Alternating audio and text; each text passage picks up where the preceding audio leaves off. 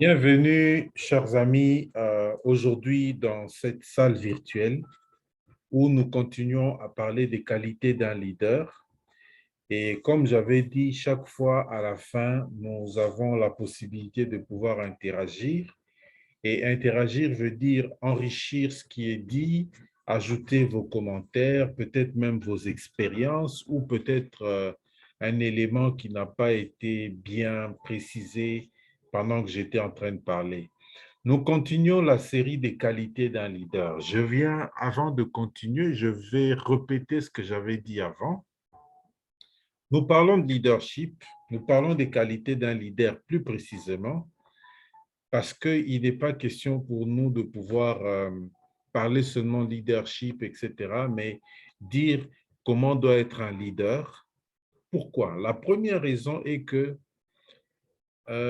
évoluer dans le business de marketing relationnel suppose un développement par rapport au leadership. Ça, c'est un must, si je peux le dire. Celui qui refuse de se développer en tant que leader aura des difficultés à asseoir un business très prospère et un business pérenne. Ça, c'est très important.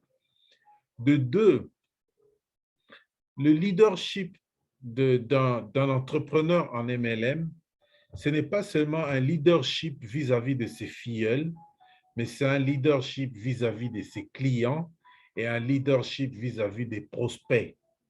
Parce que lorsque nous allons vers les prospects, nous n'y allons pas comme des quémandeurs, nous y allons comme des leaders qui ont quelque chose à offrir et qui vont conduire une conversation en tant que leader de manière à permettre à l'autre soit de décider soit positivement, soit négativement. Au cas où il décide positivement, ils rejoignent votre équipe.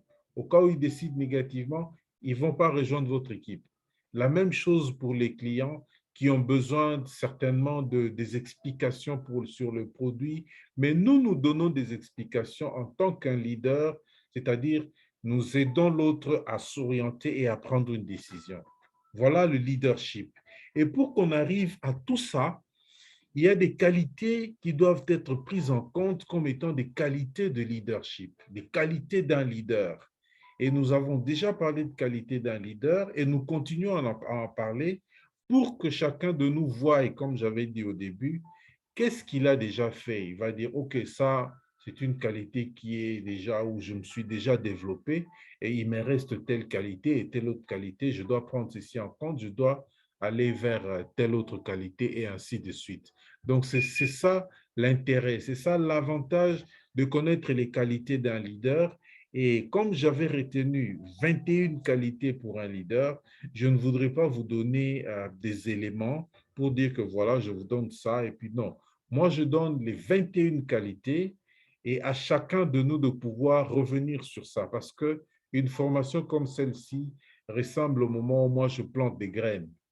C'est à chacun de dire, je veux revenir sur ça, je veux revenir sur l'autre qualité. Et comme je les rends disponibles sur ma chaîne YouTube, ça veut dire qu'on peut y revenir à tout moment et voir dans quelle mesure on peut se développer en tant que leader, aller très loin en business, en MLM, avoir un business pérenne, un business prospère, un business d'avenir, c'est se développer en tant que leader et aussi prendre en compte de façon générale le développement personnel.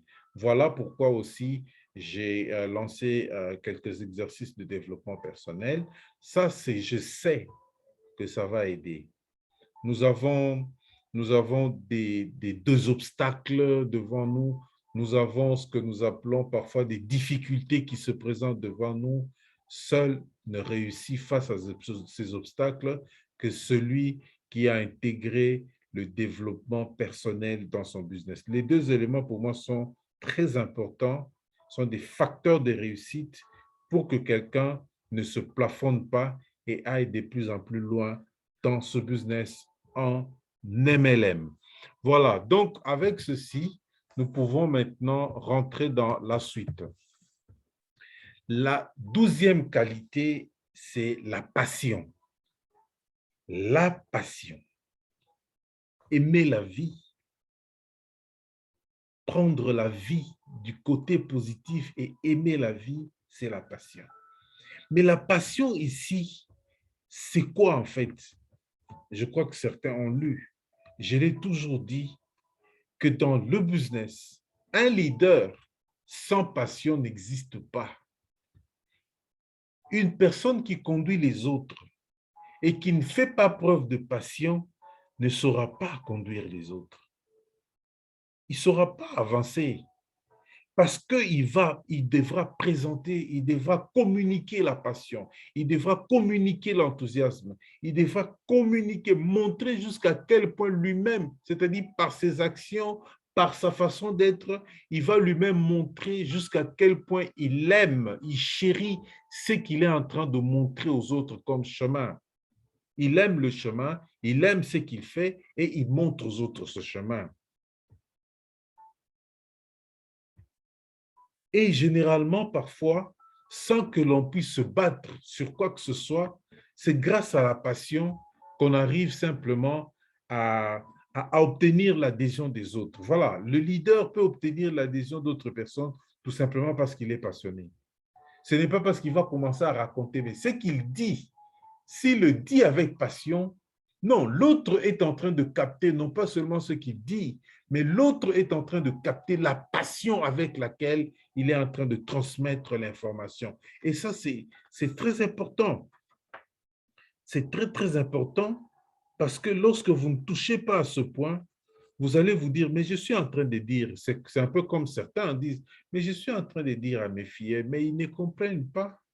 Mais pourquoi quand je dis à mes filles, ils ne viennent pas? Parrain, est-ce que tu ne peux pas parler avec mes filles? Non, ce n'est pas dire, c'est communiquer cette passion, c'est communiquer cet amour pour le business, cet enthousiasme qui fait que l'autre va te dire, oui, j'accepte ce que tu dis. Et c'est très important parce que lorsque tu fais un business comme celui-ci et que tu ne communiques pas la passion, tu auras des difficultés à être un bon leader. Pour moi, en fait, je peux vous dire, mes chers amis, je l'ai toujours dit, je ne sais pas, mais je ne sais pas s'il y a une autre clé, mais la première clé, s'il y a plusieurs clés, la première des clés est la passion. J'aime ce que je fais. Je communique mon amour pour ce que je fais. Je vais dire encore plus concrètement, j'aime Forever. J'aime le business MLM avec Forever. Je communique mon amour pour les produits. Je communique mon amour pour Forever grâce à tout ce que j'ai appris. Je n'ai pas besoin de dire aux gens que j'aime, mais le fait que la manière dont je fais les choses montre aux autres que j'aime. Et ça, c'est justement ce qui va faire que les autres disent, lui là, on le suit. Voilà un peu ce que je peux dire. Il est important que chacun de nous comprenne que c'est grâce à la passion que beaucoup de leaders se sont développés, ils ont étendu leur business jusqu'à des niveaux les plus élevés, ils sont allés très loin et je peux encore vous dire, c'est grâce à la passion aussi que l'on tient dans ce business. Je suis là, vous êtes là, n'importe quel leader peut dire je suis là parce que j'aime.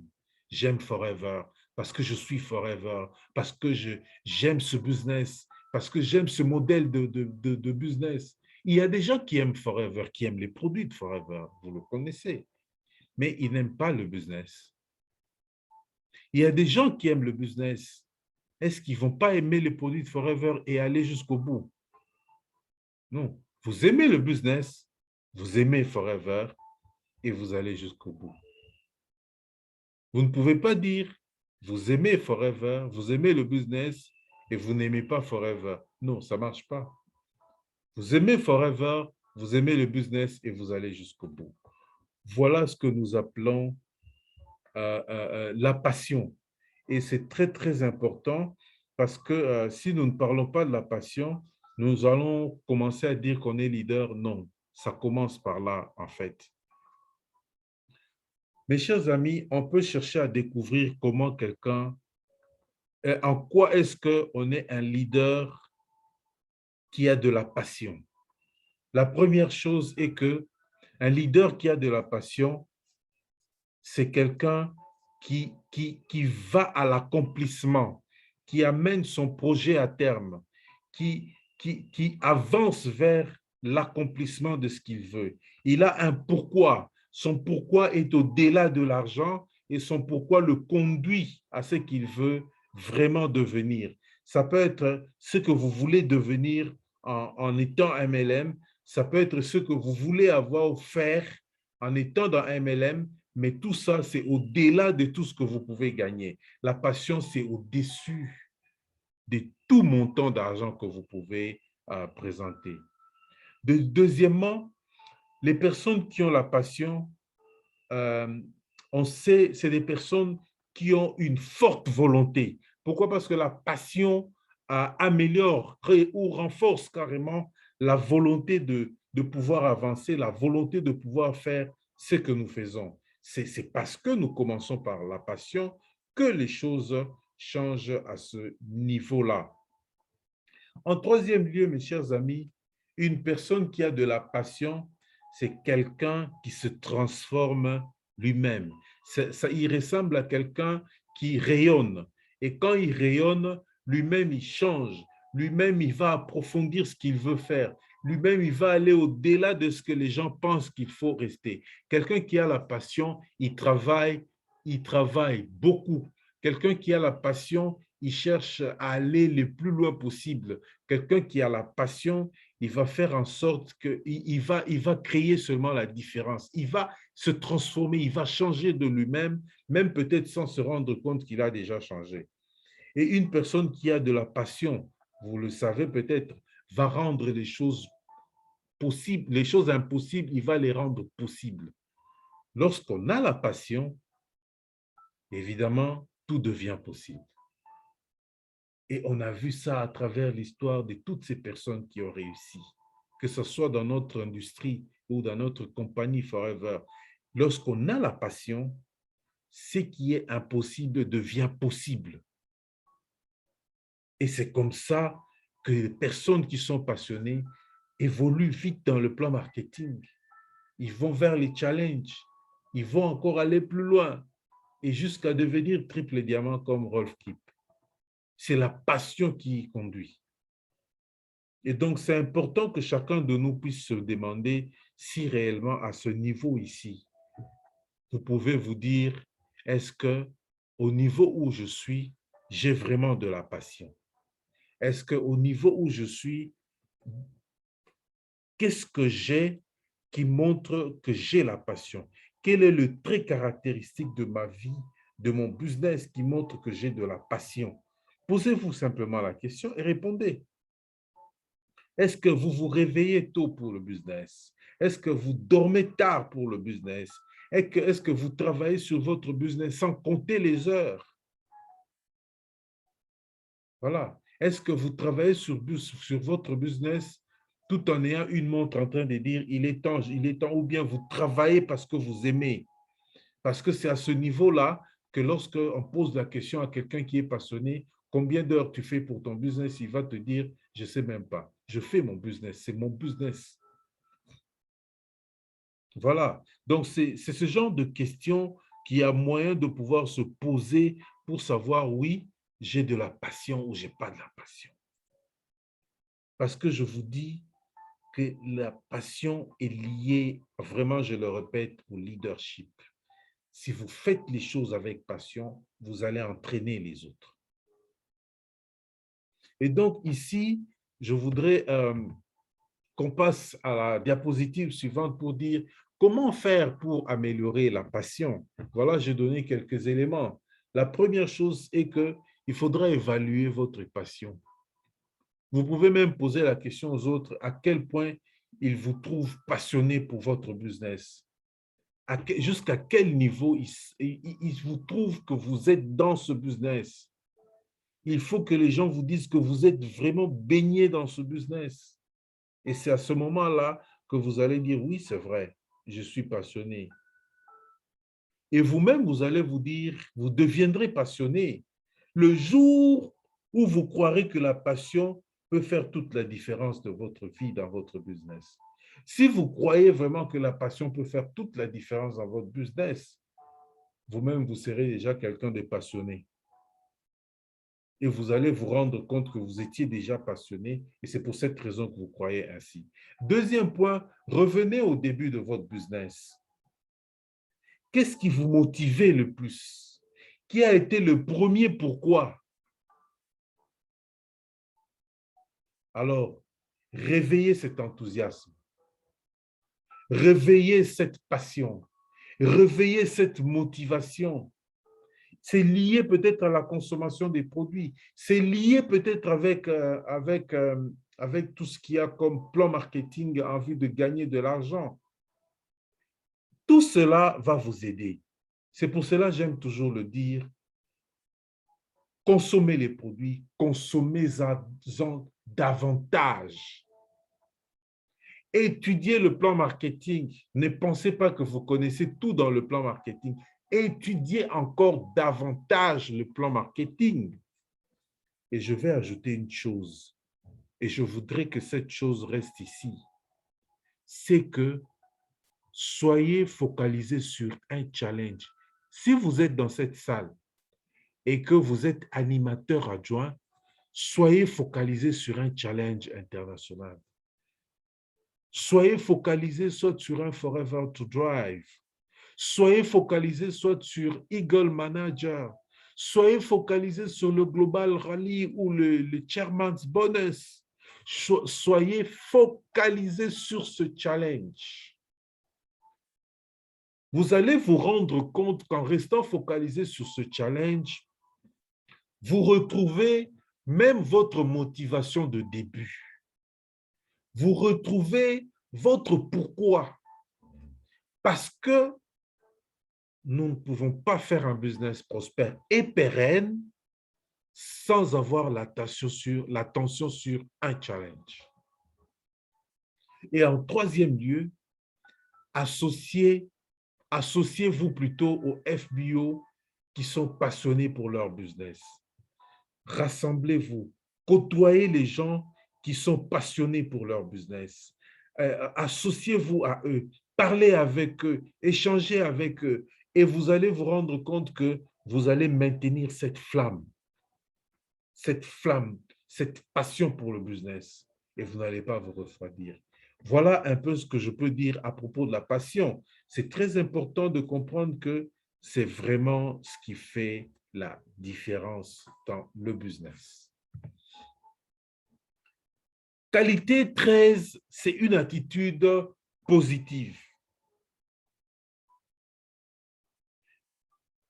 William James, vous savez, dans Lead the Field, surtout, je crois, la première leçon, Bob Proctor a dit, William James, il a dit ceci, la plus grande découverte de ma génération est que les êtres humains peuvent changer leur vie en modifiant leur façon de penser.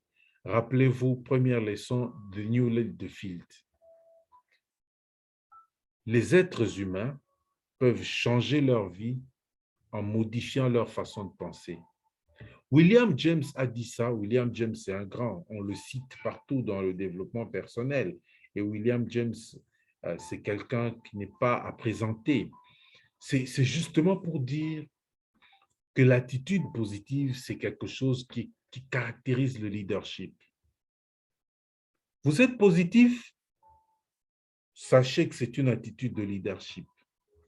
Face à un découragement d'un filleul, face à une attitude faible d'un autre filleul, votre leadership, ce serait d'abord montrer jusqu'à quel niveau vous êtes positif. Votre façon de penser, votre façon de voir les choses est positive. Vous n'avez pas un discours négatif. Vous n'avez pas un discours qui décourage vos filleuls. Vous n'avez pas un discours qui plonge vos filleuls dans l'attitude négative. Vous n'avez pas un discours qui fait que vos filleuls abandonnent. Vous avez un discours positif, un discours qui motive, un discours qui redonne de la chaleur. Et vous pouvez motiver même des prospects, motiver des clients. C'est ça, être leader, finalement. Parce que c'est ça qui va faire la différence d'un leader, d'un autre qui n'est pas un leader. Et si vous avez déjà cette attitude positive, vous êtes en train de cultiver le leadership. Face à n'importe qui, pour n'importe quelle situation de la vie, vous pouvez présenter un discours positif. Vous pouvez présenter une attitude positive. Vous pouvez motiver les gens par votre attitude. Et ça, c'est très important. Vous savez, des gens sur Terre ici, il y a des gens comme des Thomas Edison. J'avais parlé, je crois, de lui une fois. Des Thomas Edison, c'est des gens qui ont fait tellement de grandes choses. Et il a eu des inventions et des inventions, des brevets et des brevets. Mais Thomas Edison, que nous connaissons, pour qu'il ait fabriqué la lampe à incandescence, Thomas Edison a dû faire 10 000 essais. Mais il n'a jamais dit qu'il a échoué 10 000 fois. Mais Thomas Edison dit qu'il a eu 10 000 façons de faire les choses. Mais Thomas Edison, au-delà de tout ça, peut-être les gens ne le savent pas, ne connaissent pas cette partie de son histoire. Son laboratoire avait été incendié, avait connu un accident d'incendie. Un grand laboratoire, là où il faisait tout son travail. Mais il n'était pas découragé. Thomas Edison, il regarde la flamme, il regarde le feu qui brûle son laboratoire. Il dit à ses enfants, allez chercher votre mère. Elle n'aura jamais plus l'occasion de voir un pareil feu.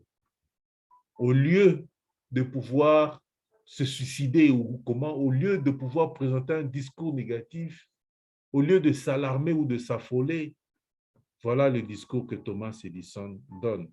Ça, c'est une attitude positive. Mais l'attitude positive, mes chers amis, c'est l'exemple que j'aime aussi, celui de Rex Mon. Rex Mon a laissé un héritage. Rex Mon nous a montré qu'on peut avoir de l'attitude positive. Les années 80, pendant qu'il était en plein, je peux dire, fête de Noël, on appelle Rex pour dire la neige a détruit toutes les plantes d'aloe vera. Rex saute dans l'avion, quitte l'Arizona pour aller à Dallas, au Texas. Et Rex espérait trouver quand même quelques plantes qui vont rester, mais arrivé sur place, Rex s'est rendu compte que réellement, il n'y avait plus aucune plante d'aloe vera. Je crois que c'était en 1983. Et face à une telle situation, lui qui était déjà dans autre chose, dans l'immobilier, Rex pouvait abandonner ce projet d'aloe vera. Mais Rex a pris le courage pour dire, j'avance. Il est allé chercher des terres là où il n'y a pas de neige, là où il ne neige pas. C'est comme ça qu'il a trouvé les terres en République dominicaine, où aujourd'hui nous avons plus de 50 millions de plantes d'aloe vera. C'était pour éviter justement qu'un jour, qu'on dise encore que la neige a encore détruit les aloe vera. Rex a pris du temps. Rex s'est redonné la force. Rex est allé chercher pour rebâtir ce qui était détruit par la neige. Cette attitude est très positive. C'est un exemple que nous devons avoir. Grâce à cela, vous savez maintenant ce que nous pouvons dire. Une telle situation vous conduit à ce que nous devons dire. Fa malosi.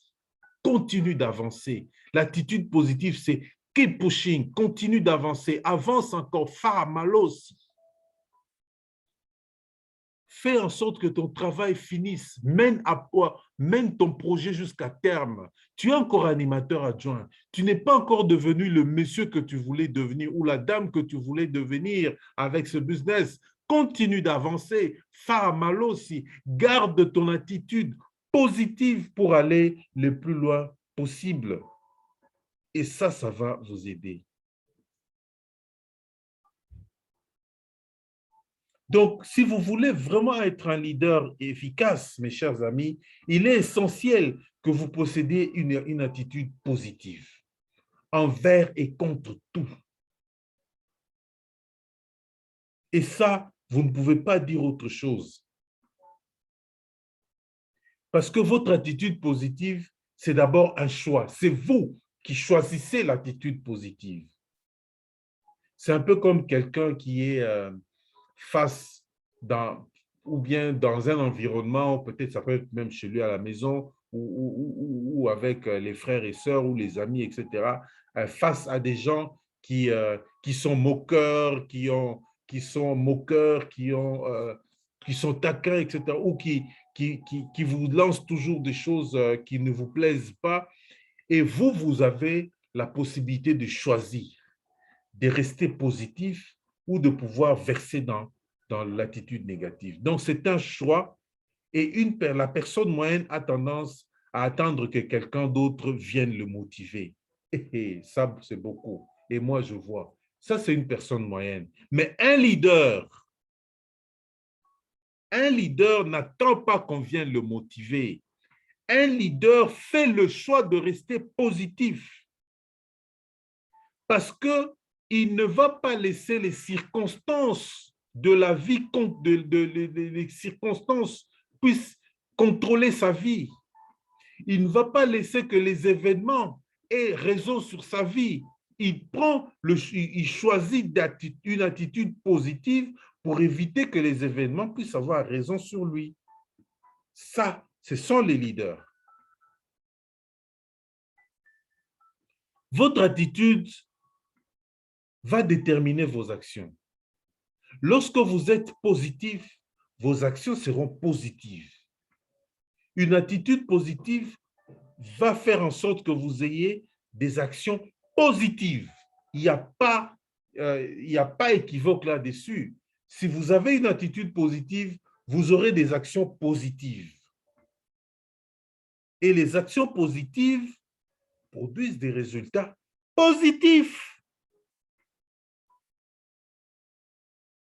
Donc, un leader garde l'attitude positive face aux obstacles, face à des situations qui le poussent même à être négatif. Il fait le choix de rester positif. Un leader qui choisit d'être positif, c'est un leader qui produit, qui agit de façon positive aussi. Et qu'est-ce qui va arriver après? Vos filleuls, vos prospects, même vos clients, ils vont suivre. Ils vont devenir le miroir de cette attitude positive. Ils vont dire, c'est cette attitude-là qui est la référence pour eux. Et le neurone miroir aidant, ils vont devenir positifs. Ils vont agir de façon positive et vont produire des résultats positifs. Donc, il est important, mes chers amis, de pouvoir chaque fois vous dire, ce n'est pas quelque chose, je sais que c'est parfois un exercice, de pouvoir se dire que conserver une attitude positive est très important. On n'en cherche pas, on conserve, on garde le cap vers ce que nous faisons. Et ça, c'est très important. Alors, comment améliorer votre attitude positive? Premièrement, il faut vous nourrir des bons aliments. Et quand je dis des bons aliments, ce n'est pas le foufou, le sombé, etc. C'est la motivation d'abord. Nourrissez-vous de discours qui vous motivent. Nourrissez-vous de discours qui vous encouragent. Nourrissez-vous des formations en développement personnel. Cherchez-les. Dans les réseaux sociaux, il y a des leaders qui font des formations en développement personnel. Cherchez ces formations. Regardez sur YouTube. Cherchez toutes ces formations. Continuez à faire ainsi. Chaque jour, nourrissez-vous des discours qui vous motivent, qui vous encouragent, qui vous développent. Ça, c'est la première des choses. Ce sont les audios, ce sont des livres ou ce sont des vidéos. Faites-en votre nourriture, faites-en votre matière à réflexion. Deuxièmement, fixez-vous un objectif à atteindre chaque jour. Si vous vous réveillez le matin sans objectif, allez dormir pour rêver votre objectif. Sinon, donnez-vous à Dieu. Mais chaque matin, fixez-vous un objectif à atteindre. Ça peut être un objectif de vente, ça peut être un objectif du nombre de personnes à prospecter, ça peut être un objectif du nombre de clients à qui présenter le produit. Et ça, c'est un objectif de travail parce que c'est important d'avoir des objectifs d'activité. Des objectifs d'activité, c'est des objectifs qui vous encouragent. Aujourd'hui, il me faut présenter, il me faut contacter 3 personnes, 4 personnes, 5 personnes, 10 personnes. Si vous fixez cet objectif, vous allez travailler sur base de ça, ça va toujours vous motiver, ça va garder la flamme d'attitude positive. Trouvez une citation, trouvez une image qui vous motive, fixez-la sur un de vos murs, sur votre bureau.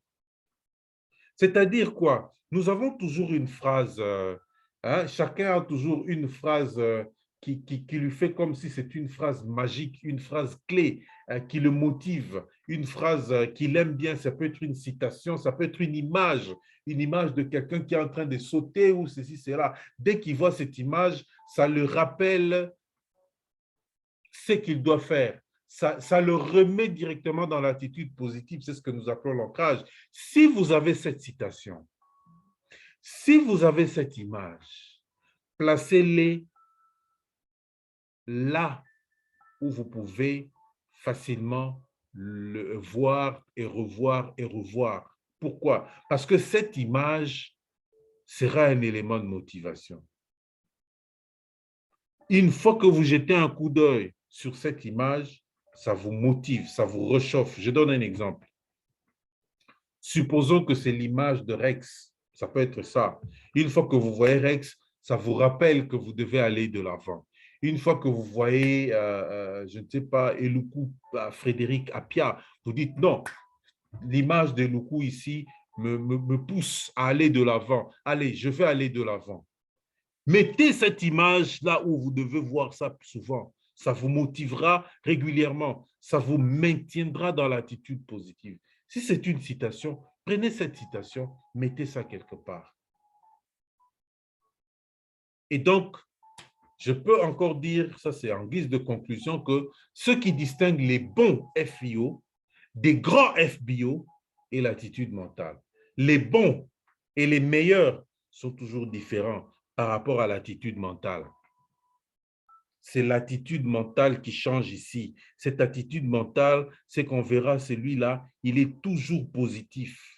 Il est toujours en train d'avancer parce que son attitude mentale le dispose à avancer, à agir toujours positivement et donc à atteindre des hauts niveaux en termes de résultats, des points caisses, etc. Ou même des qualifications. Et ça, c'est très important que nous puissions souligner parce que très peu de personnes se rendent compte que la différence se crée dans l'attitude mentale. L'attitude mentale, c'est un ensemble, c'est un tout que nous appelons attitude positive.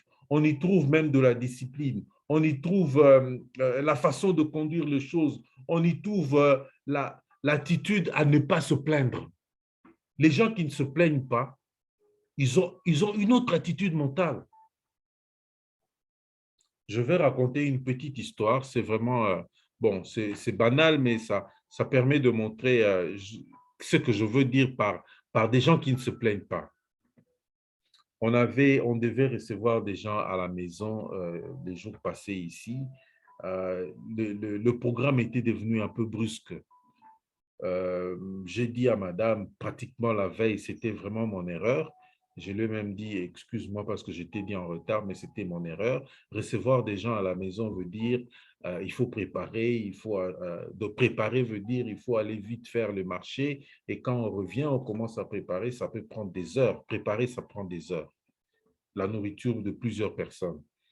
Alors, malgré le fait que c'est moi qui ai informé en retard et que j'ai mis les ressources un peu tardivement, aussi que j'ai présenté les excuses, mais je vous dis que madame était déjà là pour me dire non, il ne fallait pas, regarde maintenant, il est quelle heure, et puis nous devons faire, et puis, vous savez, quand les gens, comme les femmes commencent à parler, je lui ai dit, maman, je veux deux choses. Je sais que tu peux parler pendant 1 heure. Si tu ne veux pas, dis-moi non, je ne veux pas, je ne vais pas faire ça et nous allons reporter le rendez-vous. Si tu veux faire, fais-le avec joie, mais dans les deux cas, ne te plains plus. Si tu me dis non, je vais comprendre parce que je t'ai informé tardivement. Mais si tu ne me dis pas non, ne te plains pas, mets-toi à la tâche et on avance. Je vous dis la vérité, je ne savais pas, mais j'ai bloqué carrément mon épouse.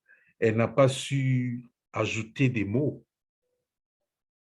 Elle n'a pas su ajouter des mots parce que j'ai voulu l'amener à une situation où ça ne sert à rien d'avoir l'attitude de plainte.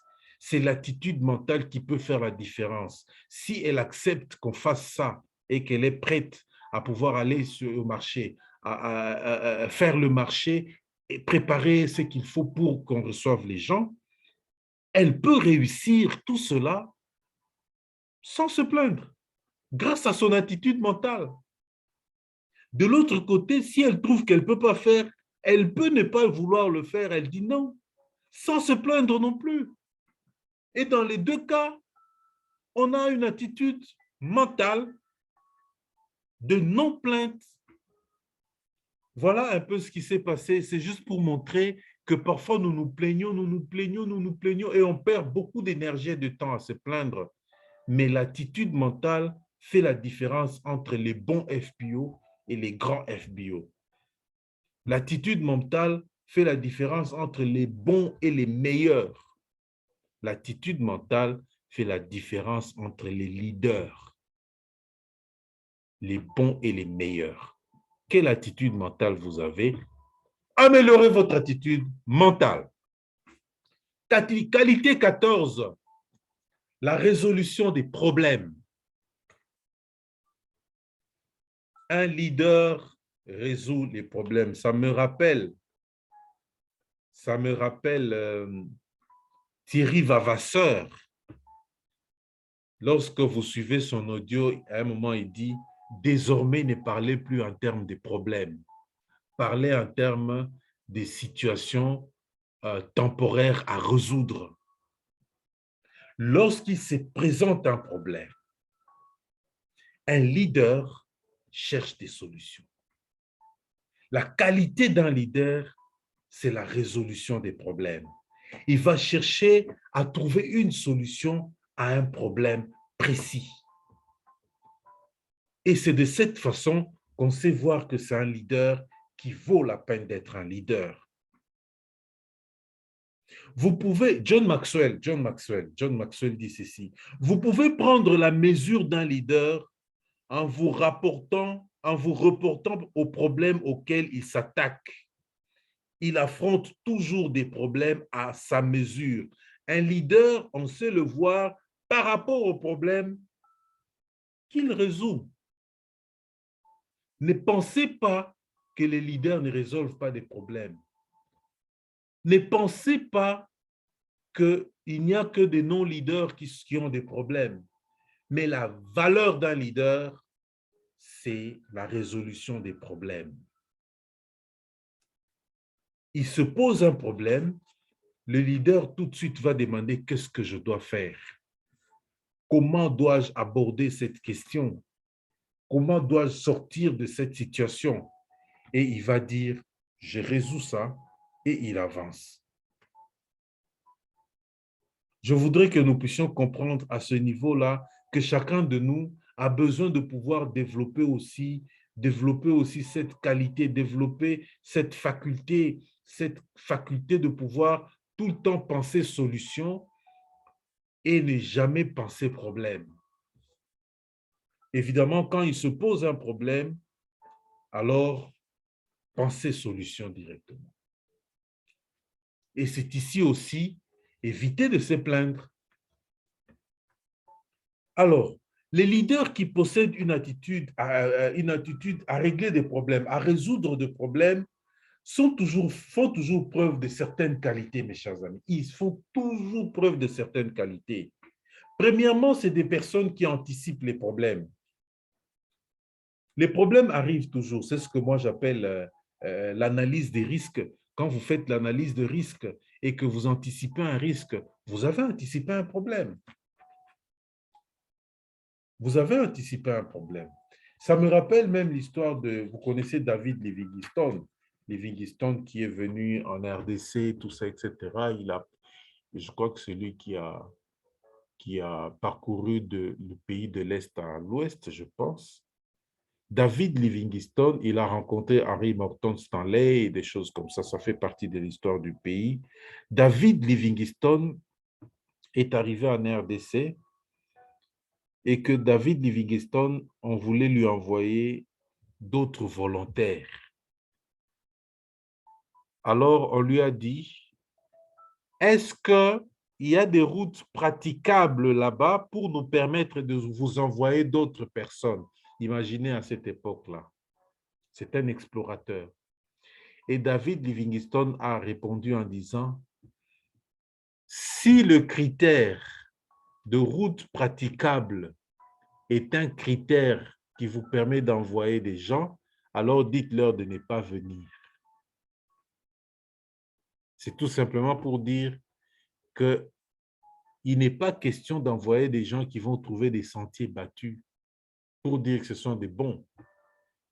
Mais alors des gens qui peuvent marcher, créer des sentiers, créer des routes, ce sont ces personnes-là. Et un leader, c'est quelqu'un qui crée des routes. Un leader peut anticiper les problèmes. En anticipant les problèmes, il crée la route. Il fraye le chemin. Un leader, il fraye le chemin et il avance comme ça. Devant lui, il n'y a rien, mais lui, il fraye le chemin et derrière lui, les gens suivent. Deuxièmement, les leaders, c'est des personnes qui ont tendance à résoudre des problèmes. C'est des personnes qui acceptent la vérité.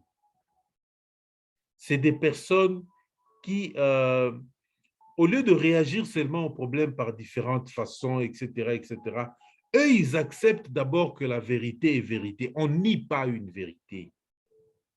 Et ils vont maintenant chercher à améliorer la chose. Qu'est-ce qu'il faut améliorer ici? Il y a des gens qui nient carrément la vérité, quoi.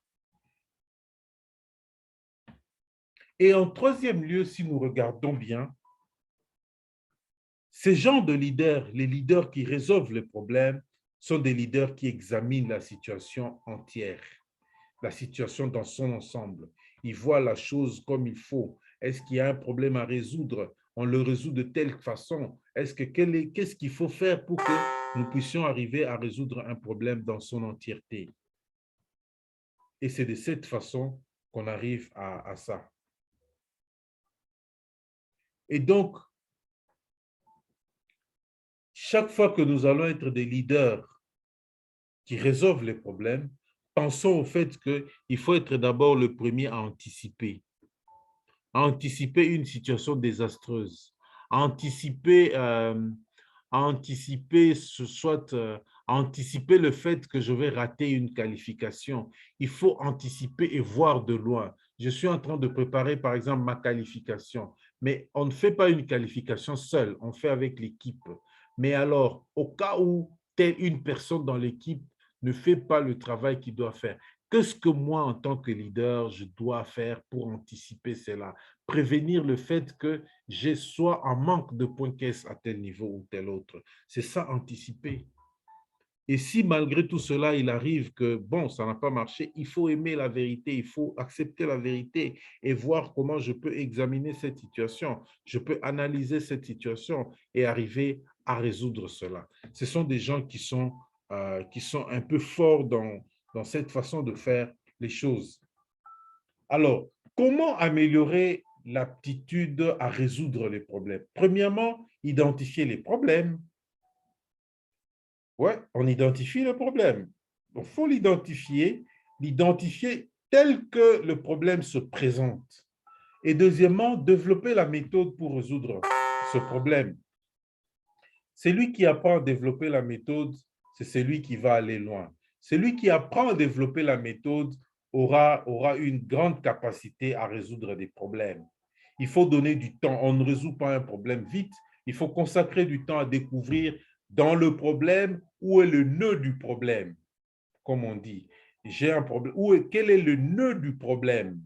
Le véritable problème, le noyau du problème. Je vais découvrir le nœud du problème et ensuite, qu'est-ce que les autres peuvent faire ou les autres ont déjà fait dans une telle situation? Est-ce qu'il y a des exemples des personnes qui ont déjà résolu un tel problème? Qu'est-ce qu'ils avaient fait? Et quand vous allez faire ça, vous examinez tous les aspects du problème. Vous pouvez faire un remue-ménage et surtout voir dans le remue-ménage quelle est la meilleure solution et mettez en pratique. C'est une bonne méthode. J'aime cette façon de faire parce qu'on peut vous présenter un problème, mais cherchez le nœud du problème. Cherchez des modèles de résolution de ce problème. Faites un brainstorming, comme on dit. Et dans ce brainstorming, cherchez la meilleure solution et mettez en pratique. Troisième chose, entourez-vous des gens qui ont l'attitude de solution. Pas des gens qui oh non, il y a un problème, on commence à se plaindre. Parce que quand on ne résout pas un problème, on se plaint. Au lieu de se plaindre, trouvez toujours des solutions. Ça fait partie des qualités d'un leader, ça fait partie des aptitudes que les gens qui ont suivi la formation en PNL développent aussi. Trouver chaque fois des solutions aux problèmes. 15e qualité, c'est la relation avec les autres. Il est clair qu'on ne va jamais loin seul. Il est clair que nous sommes ce que nous sommes, et plutôt je suis ce que je suis, parce que nous sommes. Si nous n'étions pas, je ne serais pas ce que je suis. Et c'est pour cette raison qu'on dit qu'ensemble, seul je peux aller loin, je peux aller vite, mais ensemble, nous irons loin, nous allons loin et même très loin. Le succès dans tous les domaines de la vie, le succès, c'est d'abord la capacité à s'entendre avec les autres. Je répète que c'est la capacité à s'entendre avec les autres. La capacité à maintenir une relation avec les autres. Surtout dans un business de relationnel comme le nôtre, où nous avons besoin de maintenir la relation avec les clients, où nous avons besoin de maintenir la relation avec les prospects, où nous avons besoin de maintenir la relation avec nos downlines, où nous avons besoin de maintenir la relation avec d'autres leaders, d'autres lignées, et où nous avons besoin de maintenir la relation avec FLP. Le succès, c'est toutes ces relations maintenues, être avec les autres, travailler avec les autres, s'entendre avec les autres. Il y a des gens, il paraît qu'il y a des gens dans la vie qui sont conflictuels.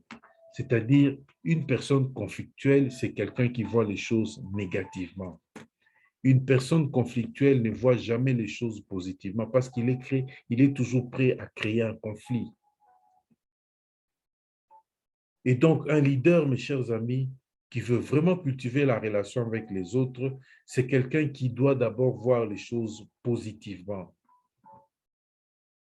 C'est-à-dire, il doit voir les choses de façon positive et faire en sorte que cette façon de voir les choses positives soit l'approche qu'il va avoir en communiquant avec les autres.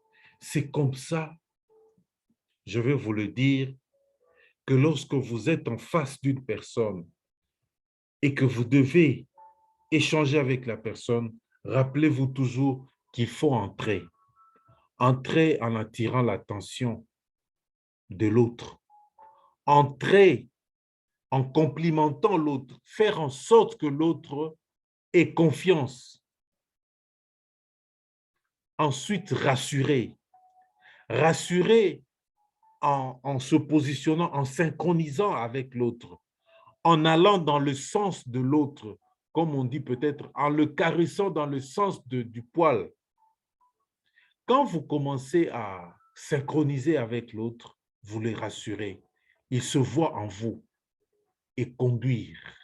C'est lorsque l'autre se voit en vous que vous pouvez maintenant conduire la conversation, que vous pouvez l'amener à votre objectif, que vous pouvez lui proposer votre produit, que vous pouvez lui proposer votre opportunité, que vous pouvez dialoguer avec, que vous pouvez vous intéresser à sa vie et que vous pouvez maintenir la relation avec.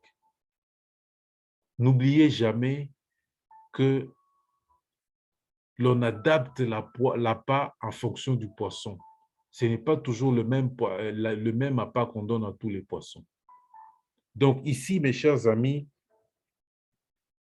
être avec les autres, c'est très important. Et comment arriver à améliorer la relation avec les autres? Un, penser comme un leader. Penser comme un leader, c'est comprendre les autres. Et pour mieux comprendre les autres, il faut être la personne qui synchronise. Comprendre les autres est très important. Ils peuvent être des gens conflictuels. Je crois que vous en connaissez. Ils peuvent être des gens qui se plaignent tout le temps. Ils peuvent être, vous êtes un leader, mais ils peuvent être des gens qui vous renvoient toutes les fautes du monde. Ils peuvent être des personnes qui, je ne sais pas, qui vous voient négativement. Mais comprenez-les. C'est vous le leader. Comprenez-les dans ce qu'ils sont. Pensez toujours comme un leader, c'est comprendre les autres. Et si vous les comprenez, vous allez maintenir une très bonne relation. En votre absence, ils peuvent aller vous critiquer, ils peuvent parler négativement de vous, ils peuvent développer tout discours qui peut vous assommer. Mais lorsqu'ils sont en face de vous, ils n'auront pas ce discours parce que vous êtes la personne qui comprend les autres. Deuxièmement, ayez un cœur de leader, c'est-à-dire il faut aimer les gens. J'avais donné l'exercice, vous vous rappelez, d'exprimer l'amour à 3 personnes avec qui vous avez des relations difficiles, des personnes qui vous ennuient, des personnes qui vous vraiment avec qui vous avez des relations difficiles, quoi. Exprimez-leur votre amour en leur absence, c'est-à-dire mentalement vous les aimez, vous exprimez l'amour envers eux, ça brise les barrières chez vous, ça vous change, ça vous fait un cœur de leader. Et vous serez toujours la personne top parce que vous aimez. Même si ces personnes sont venues devant vous pour dire n'importe quoi, ça peut être un filleul, hein, ça peut être un client, ça peut être un prospect. Peu importe ce qu'il aura prononcé comme mot, phrase, aimer les gens. C'est ça, avoir un cœur de leader. Et comme on dit, l'amour, c'est le niveau d'énergie les positives les plus élevés. C'est-à-dire, vous voulez avoir de l'énergie positive, mais le niveau le plus élevé d'énergie positive, c'est l'amour. Quand vous avez un cœur qui aime sans limite, vous rayonnez. Troisièmement, il faut aider les gens. Tendez votre main de leader. N'abandonnez pas celui qui est en train de fléchir. Tenez-le par la main. Dites-lui, viens, on va avancer. Jusqu'au moment où il va faire preuve de dire, non, je n'avance plus, c'est fini, niet, je m'arrête là. Aidez les autres. Et comme on dit, forever, c'est d'abord aider les autres à réaliser ce qu'ils veulent réaliser pour leur vie. Forever, c'est un filleul qui vient vous dire, bon, écoutez, moi, je dois me qualifier pour devenir manager ou devenir animateur. Alors, votre tâche de leader, c'est de le tenir par la main, de l'appuyer, de l'aider, de tendre votre main de leader pour qu'il réalise son objectif. Votre succès, ce sera lorsqu'il réalise son objectif. Ce sera cela qui va faire que vous ayez de très bonnes relations avec les autres. Et les gens vont même se demander comment vous faites pour ne jamais avoir de conflit avec les gens. À ce moment-là, vous allez peut-être, il y en a qui ne savent même pas comment ils font, mais vous allez dire, je les comprends. Je comprends tout le monde. J'aime tout le monde. J'aide les gens. 16e qualité, et la dernière pour ce soir, c'est la responsabilité. Je ne sais plus ce que je dois dire sur la responsabilité, parce que j'ai tellement parlé de responsabilité que parfois je me dis que vous en savez tellement trop. Mais il y a une image qui vient en tête pendant que je suis en train de parler. Il faudra que vous sachiez que vous ne pourrez pas mener une équipe si vous n'êtes pas porteur de ballon. Allez dans le football plutôt. Allez dans une équipe de football. Vous voulez mener une équipe, être soit capitaine, mais la condition est que vous devez être d'abord porteur de ballon. Si vous ne voulez pas être porteur de ballon, vous ne pouvez pas mener toute une équipe. Un leader responsable travaille. Il montre ce qu'il faut faire. Il est à la tâche et il dit aux autres, faites comme moi. Un leader responsable ne laisse pas les justifications venir, je peux dire, venir l'envahir. Les justifications, c'est ce que nous appelons les excuses. Un leader responsable, il travaille jusqu'au bout. Il va à sa tâche jusqu'au bout. Il accomplit son devoir. Il atteint ses objectifs et il dit aux autres, faites comme moi. Ce sera ça le prix du succès. Les gens qui s'appellent des leaders responsables, ils font en sorte que le travail soit accompli. Ils cherchent les moyens pour que le travail soit accompli.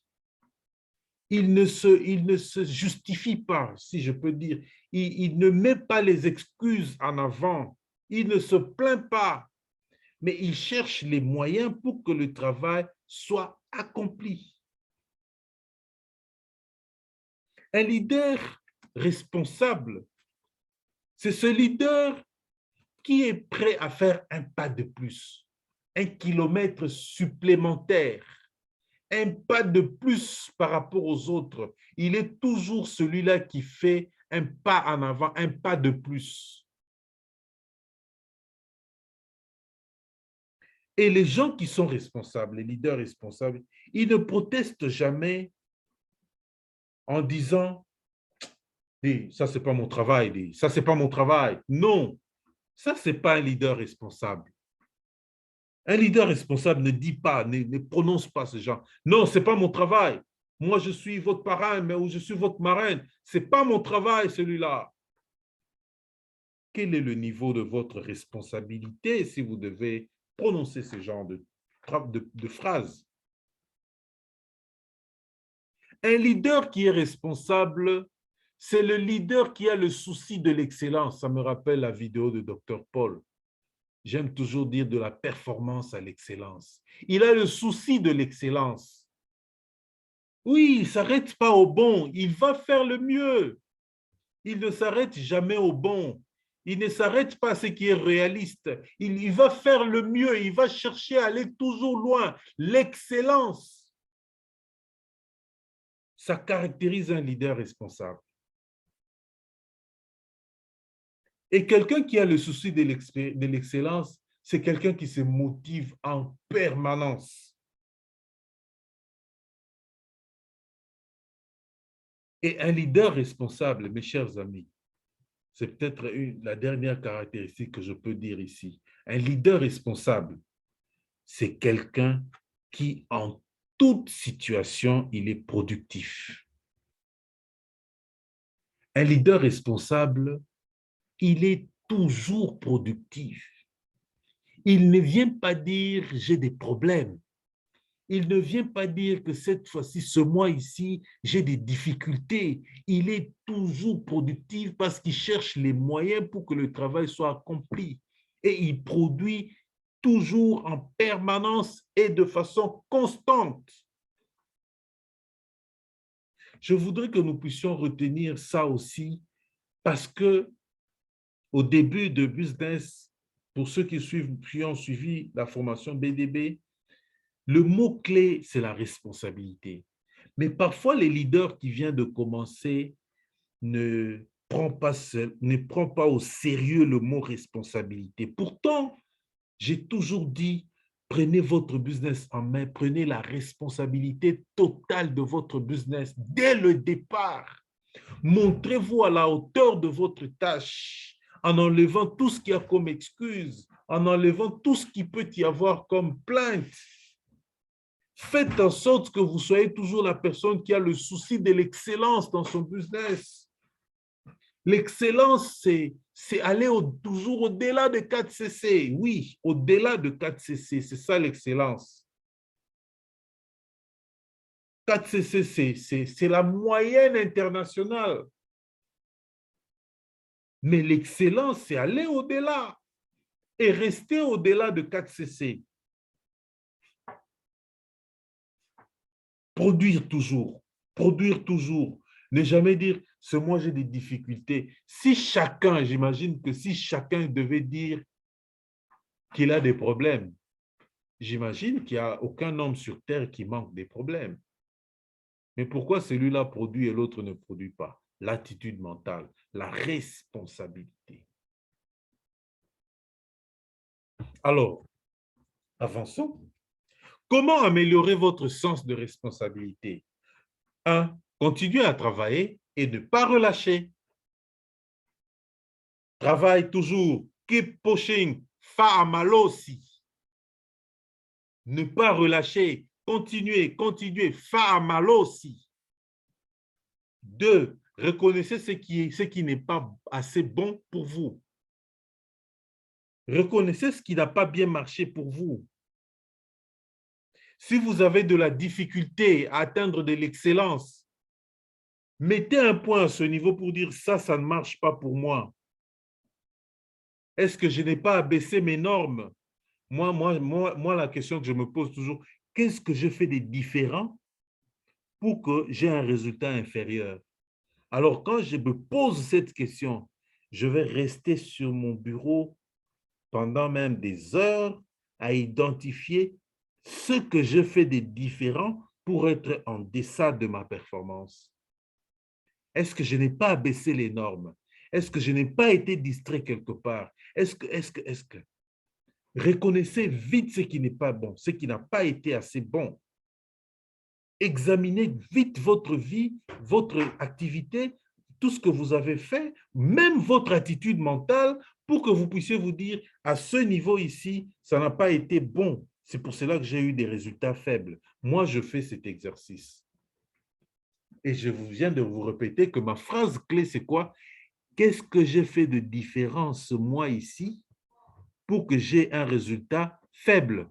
Et une fois que je me suis posé cette question, je veux rester à chercher dans mon attitude, je vais rester à chercher dans ma façon de faire et je vais rester à chercher jusqu'à ce que je trouve. Troisième point, chercher les meilleurs outils. C'est se dire, qu'est-ce que je peux encore changer? Qu'est-ce que je peux encore utiliser comme outil supplémentaire ou peut-être outil amélioré ou peut-être meilleur outil pour que je puisse maintenant aller vers l'excellence? Parce que la responsabilité, c'est le souci aussi de l'excellence. Cherchez les outils qui vont vous amener là-bas. Cherchez les outils qui vont vous amener vers 8.caisse, vers 10.caisse, personnel et actif. Cherchez les outils qui vont vous amener vers cette excellence, d'être toujours parmi les meilleurs de la RDC. Vous êtes une équipe forte, mais alors faites parler de vous. soyez toujours parmi les meilleurs de la RDC. Quand on publie les meilleurs, parce que maintenant on publie les meilleurs de province, les meilleurs de Kinshasa, soyez parmi les meilleurs de Kinshasa, qu'on voit votre nom. Soyez parmi les meilleurs de province, qu'on voit votre nom. Que votre nom ne quitte jamais cette liste des meilleurs du pays. Et les meilleurs du pays ne se comptent pas en 10%, c'est en 1% ou même moins d'1%. Faites partie de moins d'1%. C'est ça la responsabilité que vous avez face à votre propre business. Cherchez les meilleurs outils pour garder le cap. Vous savez, manager, bon, c'est des choses que nous nous disons intérieurement, mais parfois nous n'exprimons pas.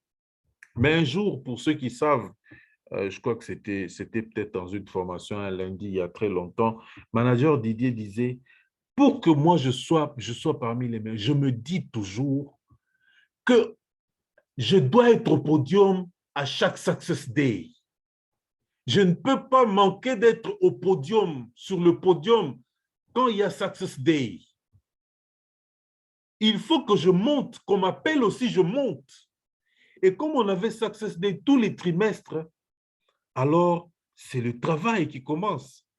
Pour qu'on m'appelle, on doit m'appeler. On m'appelle pour telle qualification ou alors on m'appelle pour tel trophée, etc., etc., telle reconnaissance. Je monte et je dis, voilà, j'ai atteint l'objectif. Et pour y arriver, mes chers amis, c'est toujours à la recherche des meilleurs outils qu'on fait ça. Et il faut être parmi ces gens-là. Je voudrais vous faire cet appel aujourd'hui de façon solennelle à vous dire, soyez, il n'y a pas Success Day tous les trimestres comme on faisait avant, mais soyez parmi les meilleurs en RDC. Les meilleurs en RDC, c'est lorsqu'on publie la liste des meilleurs, parce que ce sont les meilleurs finalement. Les meilleurs de la province. Est-ce que moi, je suis à Bukavu, moi, je suis à Kolwezi, je suis à Lubumbashi, ou je suis à Lubumbashi ou ailleurs? Est-ce que je fais partie de cette liste? Est-ce que je fais partie de cette liste des meilleurs des provinces? Lorsqu'on prend tous les FBO des provinces réunis, est-ce que je suis là? Si je suis là, je m'applaudis. Je dois m'applaudir et m'applaudir très fort parce que cette liste, c'est une liste de personnes qui ne font pas 1% des FBO. Il y en a combien dans ce pays? Et vous êtes parmi les meilleurs. Lorsqu'on publie la liste des meilleurs de Kinshasa, posez-vous la question, est-ce que je fais partie de ces meilleurs-là? Est-ce que je suis dedans? Cherchez ça, c'est vous améliorer, c'est garder le cap, c'est chercher les meilleurs outils et c'est être responsable. Lorsqu'on publie, je dois trouver mon nom parmi les meilleurs. Si je ne trouve pas mon nom parmi les meilleurs ce mois, je dois être parmi les meilleurs le mois prochain. Ça doit être votre préoccupation. Lorsqu'on est responsable et qu'on veut aller vers l'excellence, ce sont des éléments de motivation intense. Ce sont des éléments de motivation qui font qu'on reste parmi les meilleurs. Je vous garantis, mes chers amis, si vous n'avez jamais eu ce souci-là, ou bien si, par exemple, on publie, vous êtes sur la liste et que ça ne vous fait rien du tout, alors posez-vous la question, qu'est-ce que vous faites? Ça doit vous réjouir. Vous devez vous applaudir pour dire, oui, cette fois-ci, je suis sur la liste. Et quand vous êtes sur la liste, vous dites, oui, je suis sur la liste des meilleurs. Bravo à moi, j'ai accompli cela. Prochainement, je vais faire un peu plus de points caisse pour être encore un peu en ordre utile. Ça, c'est en cherchant les meilleurs outils qu'on s'améliore, qu'on va vers l'excellence et on se pointe parmi les meilleurs du pays. Voilà ce que je voulais vous présenter ce soir à propos des qualités d'un leader. Je crois que la séance prochaine sera la dernière séance pour faire les cinq dernières qualités d'un leader. Un leader à succès. Un leader à succès intègre cela. Je vais répéter ce que j'avais dit. Moi, je présente, je plante les graines. Vous Vous avez déjà, si cette qualité, une qualité que j'ai présentée, vous avez déjà développé cela en vous, ne vous préoccupez pas trop. Applaudissez-vous intérieurement, dites, OK, je me suis déjà amélioré sur ce point. Si vous n'êtes pas encore amélioré, prenez cela en compte. Vous avez besoin d'être des vrais leaders pour être des personnes à succès en MLM. Il n'y a pas équivoque. Ça fait partie des leçons que moi j'ai apprises et je vous transmets cela pour dire, si un jour, je ne le souhaite vraiment pas, si un jour vous vous sentez plafonné, sachez qu'il y a deux choses que vous devez vérifier. Un, le leadership. Deux, le développement personnel. Est-ce que vous avez suffisamment intégré les compétences en leadership? Est-ce que vous avez suffisamment intégré les compétences en développement personnel? Si c'est oui, vous ne pouvez pas être plafonné. Votre business sera toujours croissant. Si c'est non, alors développez-vous. Voilà pourquoi je prends autant de lundi à vous présenter les qualités d'un leader pour que vous puissiez vraiment voir ce que vous pouvez intégrer et vous améliorer en ce qui concerne les compétences en leadership. Merci à vous. Nous allons maintenant passer à l'étape suivante, c'est-à-dire je vais débloquer les micros pour vous permettre de pouvoir vous-même, évidemment qu'on échange et que s'il y a des commentaires, que nous arrivions à pouvoir partager là-dessus et ça va nous aider, nous tous, à nous enrichir.